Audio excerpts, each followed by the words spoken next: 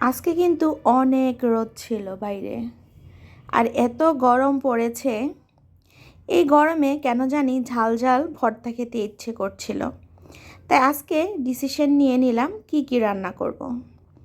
আজকে আলু আর রুই মাছ দিয়ে ঝাল ঝাল করে একটা ভর্তা করব, আর কলা দিয়ে মানে কাঁচা কলা দিয়ে মাছ দিয়ে রান্না করব। সাথে ঝালও থাকলো, আবার ঠান্ডা একটা সবজিও থাকলো। আপনারা কি বলেন? সবজি খাওয়া কিন্তু স্বাস্থ্যের জন্য খুবই উপকারী। আমি সবসময় চেষ্টা করি সবজি রান্না করতে।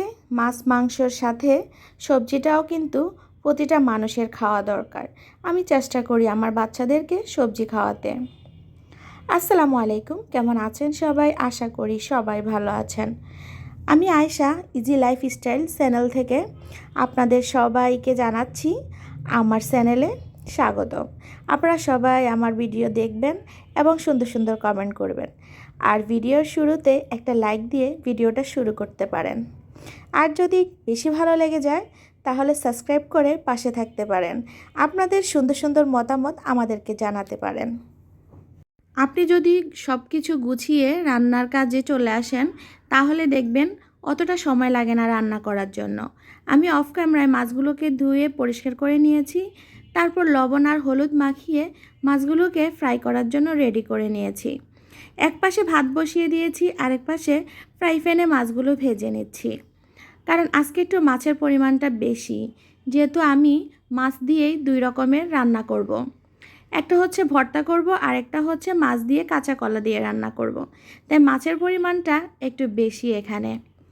এক এক করে আমি মাছগুলো ভেজে নিব, কারণ যে কোনো মাছ রান্নার ক্ষেত্রে আপনি মোটামুটি মাছটা ফ্রাই করতে হবে।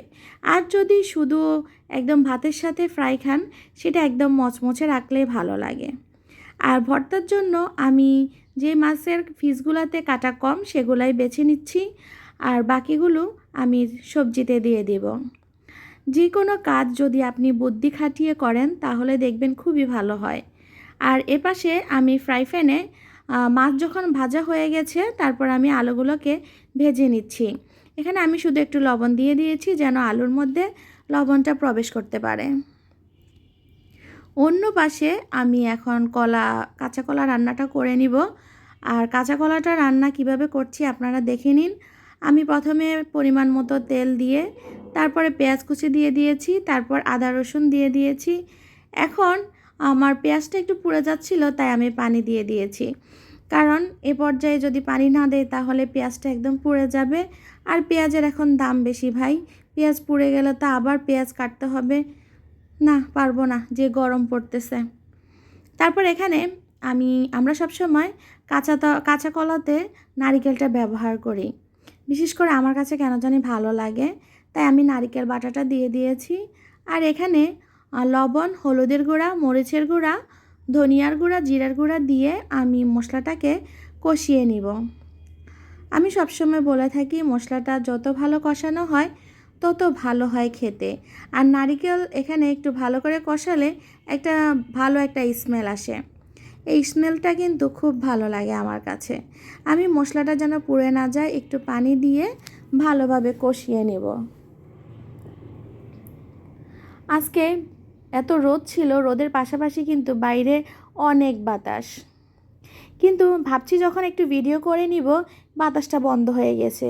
বলেন কি আর করার। এখন আমার মশলাটা কষানো হয়ে গেছে। আমি কাঁচা কলার সাথে একটু আলু দিয়ে নিয়েছি। আমার মেয়েরা কাঁচা কলার সাথে আলু একটু বেশি পছন্দ করে, তো তাই সবসময় সব কিছুতেই কেন জানি আলু দিতে হয় আমার। তাই আমি এখানে আলু দিয়ে নিয়েছি। তারপর ভালোভাবে কষিয়ে নিব। আমি ভালোভাবে তরকারিটা কষানোর এ পর্যায়ে কিন্তু এদিক দিয়ে আমার আলুগুলো উল্টে পাল্টে নিচ্ছি। আমি ভালোভাবে কষিয়ে নিব সবজিটাকে।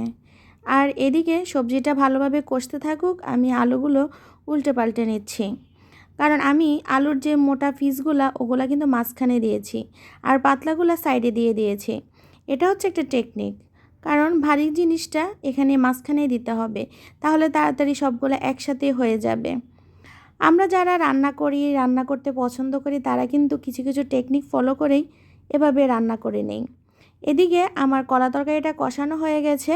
এখন আমি ঝোলের পানি দিয়ে দিব। ঝোলের পানি দিয়ে তারপর আমি মাছ দিয়ে দিব,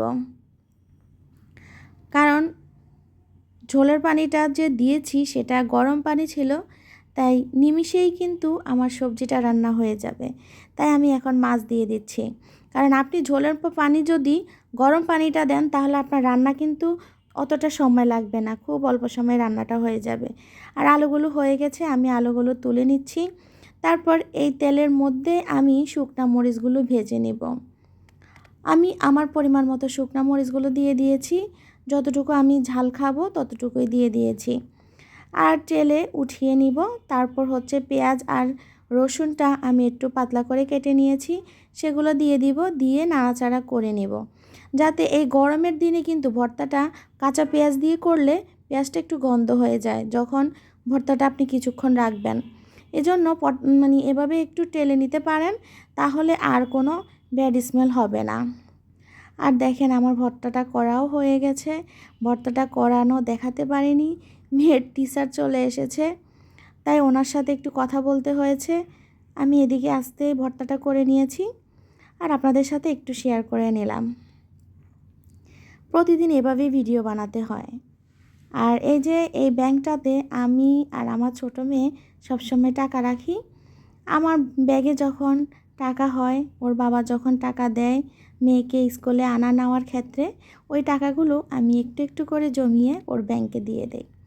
আর যে 100 টাকা 50 টাকা সেগুলো ছিল আমার। আল্লাহ হাফেজ, ভালো থাকবেন সবাই।